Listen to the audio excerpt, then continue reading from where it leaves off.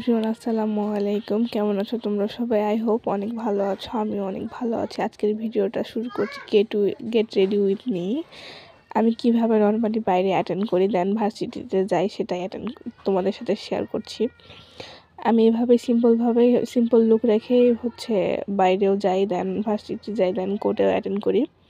আমি কিন্তু প্রতিদিন কোর্টে ফুল ড্রেসে যাই না। আমি নর্মাল যে ড্রেসগুলো বাইরে ইউজ করি সেই ড্রেসগুলো পরেও মাঝে মাঝে যাই, আবার ফুল ড্রেস আপেও কোর্টে যাই। তো এই ভ্যাসলিনের এই লিপ থেরাপিটা অনেক ভালো। প্রায় 3 বছর যাবত আমি ইউজ করতেছি।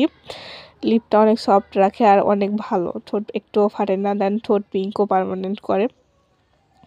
আর এই যে আমি একটু কাজল দিয়ে নিচ্ছিলাম, যদিও আমার চোখগুলো অনেক বড়, মাশাআল্লাহ। ক্যামেরার সামনে নিচ্ছিলাম তার অনেক বড় মনে হচ্ছিল, এই কারণে আমি অফ ক্যামেরাতেই দিয়ে ফেলছি।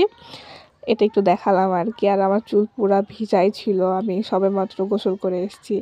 যেহেতু সারাদিন বাইরে থাকবো, গোসল করে না নিলে গোসলটা আমার আর করা হবে না।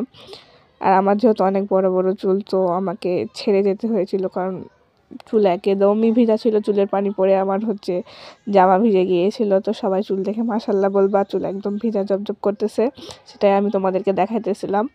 আর আমার একটু অভ্যাস আছে চুলে বারবার হাত দেওয়া, এটা তোমরা ইগনোর করো, এটা তোমরা কিছু মনে করো না। এটা আসলে আমার চুল ছাড়া থাকলে আমি বিরক্ত ফিল হয়।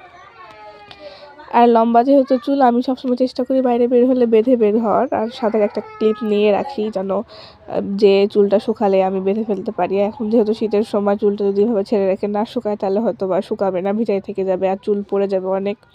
আর আমার অনেক চুল ছিল, সেটা প্রেগনেন্সির সময় উঠে গিয়েছে, দেন যত্ন না করার কারণে উঠে গেছে, পড়ে গিয়েছে।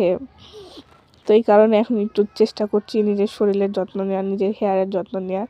তো আমি এই যে দাঁড়াইছিলাম, এখানে রেডি হচ্ছিলাম। আর আমার এই যে কাঙ্ক্ষিত চশমা, আমি বাইরে বের হলে চশমাটা প্রতিনিয়তই পরি, বাসাতেও পরি। বাসাতে খুব একটা পরি না, বাইরে বের হলে সবসময় ক্যারি করি চশমাটা, আমার ব্যাগেই থাকে। তো আমি রেডি হইতেছিলাম আর তোমাদেরকে দেখাতেছিলাম, আর আমার বোনকে বলতেছিলাম যে আমাকে এটা দাও, এটা দাও।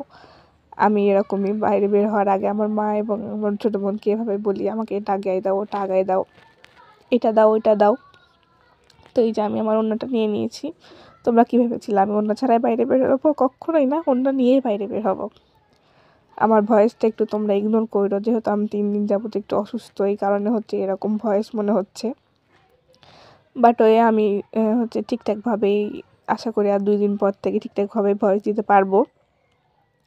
তো এই যে আমি রেডি হয়ে গেছি ফাইনালি। সে আমার কাঙ্ক্ষিত ব্যাগ, এই বড় ব্যাগটা নেওয়ার পিছনে অনেক কারণ আছে। এটার মধ্যে অনেক বই, খাতা, কলম, কাগজ এগুলো একটু বেশি বেশি আটে, তাই আমি ওই যে বাইরে বের হওয়ার আগে ওর ভিতরে চাদর, সোয়েটারও ক্যারি করতে পারি, এই কারণে বড় ব্যাগটা ইউজ করি। আর এই যে একটা ক্লিপ নিয়ে নিয়েছি, সেটা দেখাচ্ছিলাম যে চুলটা শুকালে ক্লিপটা দিয়ে চুলটা বেঁধে ফেলবো। তো এখন আমি বাসা থেকে বের হয়ে গেলাম। বাসা থেকে বের হওয়ার সময় একটু রাস্তাতে আমি ভিডিও নিচ্ছিলাম। আমার বাড়ি যেহেতু একটু রাস্তা থেকে ভিতরে, বেশি ভিতরে না, অল্প একটু ভিতরে, তো ওইখান থেকে বের হওয়ার সময় ভিডিও নিলে ক্লিপটা খুব ভালো আসে, সেটাই আমি দেখাইতেছিলাম। আর আমার যেহেতু গাড়ি বলাই আছে, তো আমি রেডি হওয়ার আগেই গাড়িতে ফোন দিই যে তুমি কোথায় আছো, এসে আমাকে নিয়ে যাও। তো এসে রেডি, রাস্তা সে দাঁড়ায় আছে, তো এই কারণে আমি আসতেছিলাম। ও আসার পরেই আমি নর্মালি বাড়ি থেকে বের হই। আমার পার্সোনাল নিজেরই গাড়ি বলা আছে, দেন আমি কোথাও যাওয়ার আগে সেটা ইউজ করি। কোথাও যাওয়ার আগে আমি তাকে ফোন দিই, দেন ও আমার বাসার সামনে আসে, তখন আমি বাসা থেকে বের হই। রাস্তা থেকে একটু ভিতরে আমার বাসা, তো ওইখান থেকে আসার সময় আমি একটু ক্লিপ নিচ্ছিলাম। দেখা হবে নেক্সট কোনো ভিডিওতে। আল্লাহ হাফেজ। তখন সবাই তোমরা ভালো থাকবে।